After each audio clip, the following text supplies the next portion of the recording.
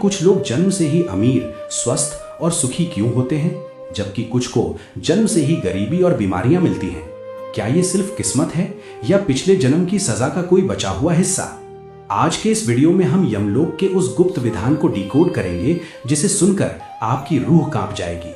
जब एक जीवात्मा अपनी सजा पूरी कर लेती है, तब शुरू होता है यमलोक से बाहर निकलने और पुनर्जन्म की ओर बढ़ने का वो रहस्यमयी सफर। क्या आप जानते हैं कि नरक भोगने के बाद आत्मा सीधे इंसान नहीं बनती? गरुड़ पुराण के अनुसार सजा काटने के बाद आत्मा को यंत्र आरूढ़ किया जाता है, यानी उसे फिर से संसार की ओर भेजा जाता है।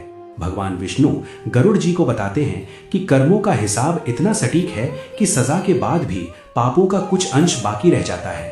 जो लोग बहुत क्रूर होते हैं वे पहले पत्थर, वृक्ष या घास के रूप में जन्म लेते हैं। इसके बाद वे कीड़े मकोड़े और पक्षियों की योनियों में भटकते हैं। गरुड़ पुराण कहता है कि एक आत्मा को मनुष्य का चोला पाने से पहले हजारों बार पशु पक्षियों के शरीर में कष्ट सहना पड़ता है। इंसान के रूप में हमें जो बीमारियां या शारीरिक कमियां मिलती हैं, वे भी हमारे पिछले जन्मों के कर्मों का ही फल है। जो लोग दूसरों का अन्न चुराते हैं वे अगले जन्म में चूहा बनते हैं, और जो गुरु का अपमान करते हैं वे ब्रह्म राक्षस की योनि में भटकते हैं। यमराज का विधान बड़ा ही स्पष्ट है। आत्मा तब तक भटकती रहती है जब तक वो पूरी तरह शुद्ध ना हो जाए। अंत में जब पुण्य और पाप का संतुलन बनता है, तब उसे मां के गर्भ में स्थान मिलता है।